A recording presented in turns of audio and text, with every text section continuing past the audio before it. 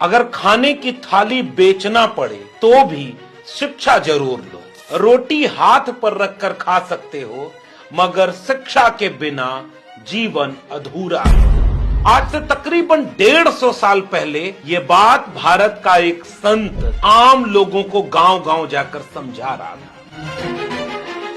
जिसके बिना भारत ऐसा कभी नहीं हो पाता। उसी संत का एक और किस्सा सुनिए, आइडिया ऑफ इंडिया का किस्सा।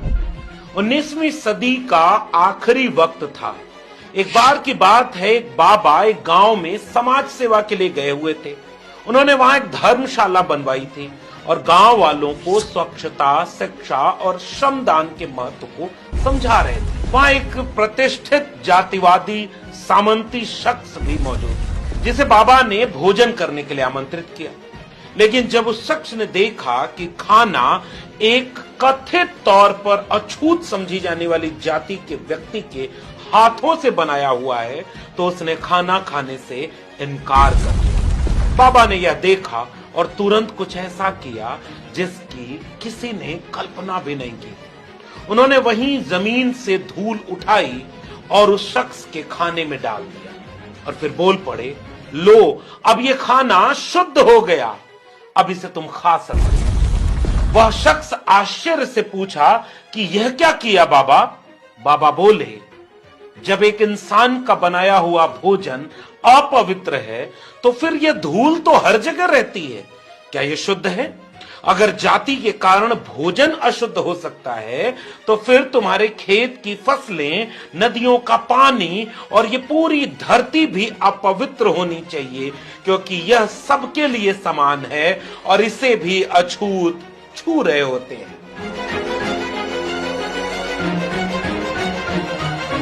ये बाबा कोई और नहीं, इनका नाम था डेबूजी झिंगराजी जानोरकर। डेबूजी हमेशा अपने साथ मिट्टी के मटके जैसा एक पात्र रखते थे। इसी में वे खाना खाते और पानी भी पीते। महाराष्ट्र में मटके के टुकड़े को गाडगा कहते हैं, इसीलिए कुछ लोग इन्हें गाडगे महाराज तो कुछ लोग गाडगे बाबा कहने लगे।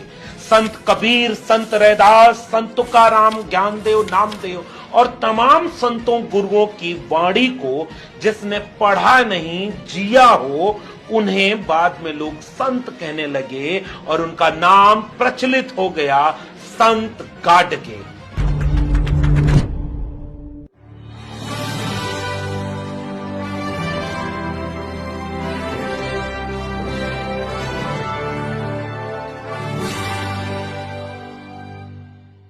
सामाजिक न्याय की पाठशाला में आज हम किस्सा लेकर आए हैं, आइडिया ऑफ इंडिया की बुनियाद का एक ऐसा नींव का पत्थर जिसके बिना यह भारत कितना विद्रूप होता, इसकी कल्पना आखिरी तक वीडियो देख करके आप समझ जाएंगे।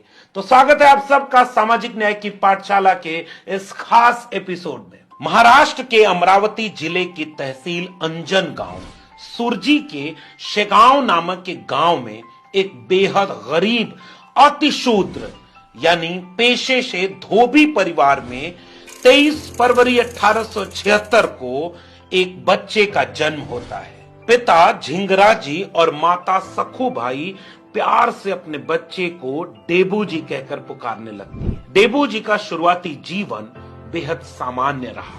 गरीब परिवार में पैदा होके भी संतों, गुरुओं, महापुरुषों की सामाजिक न्याय की विरासत को हासिल करते हैं और अपने साथ मटके के जैसा एक पात्र रखते थे। इसी में वे खाना खाते थे, पानी भी पीते थे। इस मटके को गाडगा कहते। कुछ दिन बाद उनका लगाव संतों, गुरुओं, महापुरुषों के विचार से होता है, इसलिए लोग उन्हें संत गाडगे के नाम से जानते हैं।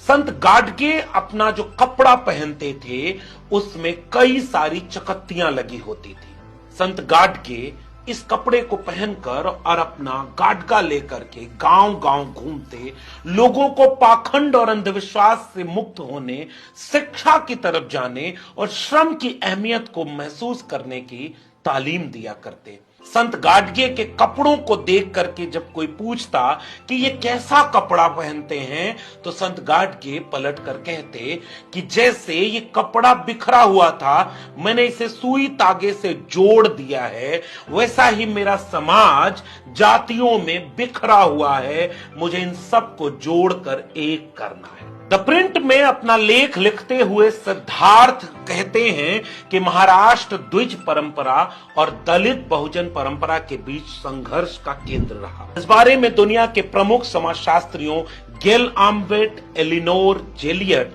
और रोजा लिंड ओहेनलॉन ने शोध किया है। गेल आम्बेट की कैलिफोर्निया यूनिवर्सिटी से पीएचडी ही इसी विषय पर है। महाराष्ट्र में आधुनिक द्विज परंपरा के जनक बाल गंगाधर तिलक हैं, तो दलित बहुजन परंपरा के जनक ज्योतिबा फूले हैं।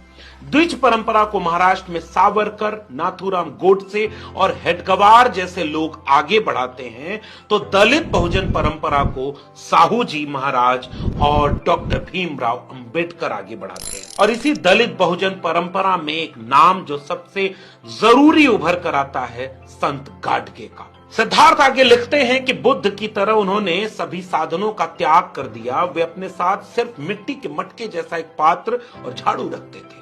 उन्होंने अपने जीवन में कभी भी आराम और भौतिक सुख सुविधाओं की परवाह नहीं की। वे साधारण जीवन जीते थे और समाज में फैली कुरीतियों को दूर करने के लिए निरंतर प्रयासरत रहते थे। सतनाम सिंह अपनी किताब गाडगे बाबा और उनका मिशन में विस्तार से इन तमाम पहलुओं को उजागर करते हैं कि संत गाडगे बाबा केवल एक धार्मिक संत नहीं थे, बल्कि वे एक समाज सुधारक, शिक्षाविद और मानवता के सेवक थे।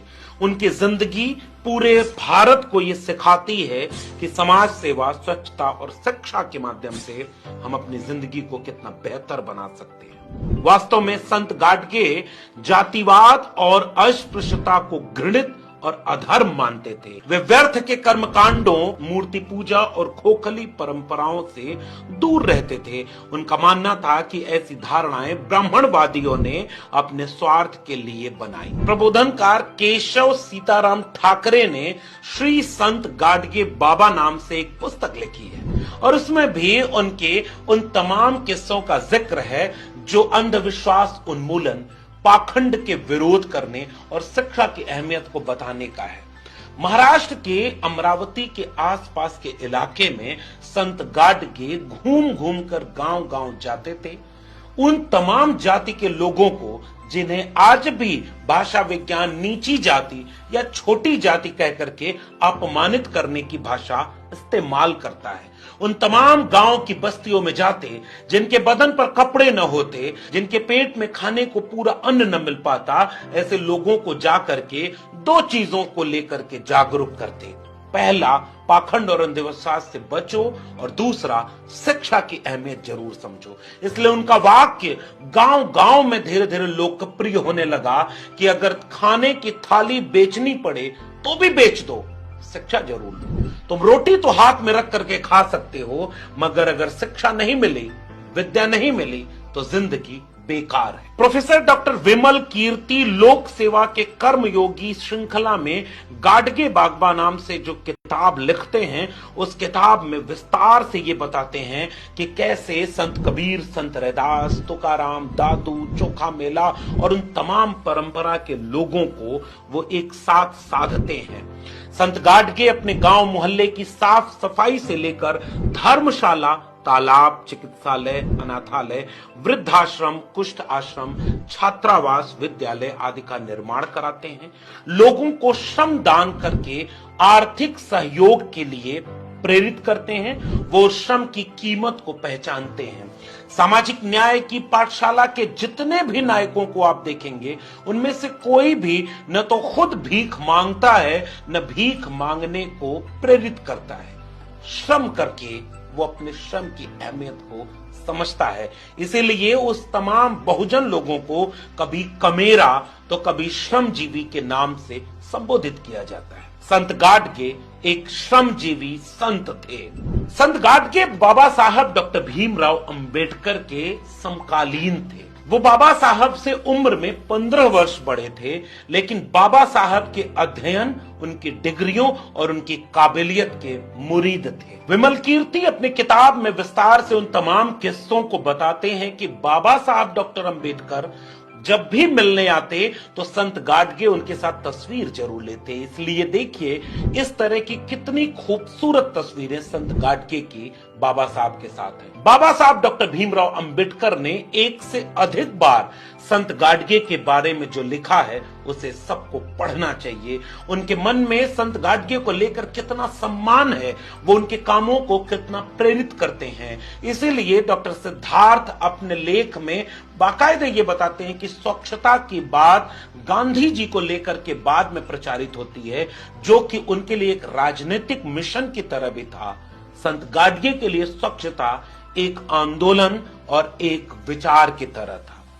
बाबा साहब डॉक्टर अंबेडकर इस बात के मुरीद होते हैं कि संत गाडगे पूरे वंचित समाज को जोड़ने के लिए किस कदर तक एकजुट करके और अपनी मेहनत को कबीर वाले घर फूंक अंदाज में गांव-गांव जाकर साबित कर रहे हैं। संत गाडगे पर बात करते हुए संत कबीर का वो दोहा याद आता है जो इन पर बिल्कुल सटीक बैठता है कि कबीरा खड़ा बाजार में लिए लुकाठी हाथ और जो घर जारो अपना चलो हमारे साथ। संत गाडगे इसी विचार के तहत पूरे समाज को अपना घर मानते हैं। हर घर में सफाई हो, हर घर में शिक्षा हो और हर घर में श्रम की अहमियत समझ में आए, पूरा समाज जुड़कर एक हो। इसलिए बाबा साहब अंबेडकर को वो बहुत सम्मान से देखा करते थे। बाबा साहब डॉक्टर भीमराव अंबेडकर का जब 6 दिसंबर 1956 को आकस्मिक निधन हो जाता है तो संत गाडगे भीतर से टूट जाते हैं, क्योंकि वे मानते थे कि भारत के अछूतों, पिछड़ों और तमाम वंचितों, शोषितों को डॉक्टर भीमराव अंबेडकर के रूप में एक ऐसा मसीहा मिल गया जो इनकी मुक्ति की लड़ाई को एक मुकाम तक पहुंचा सकता है।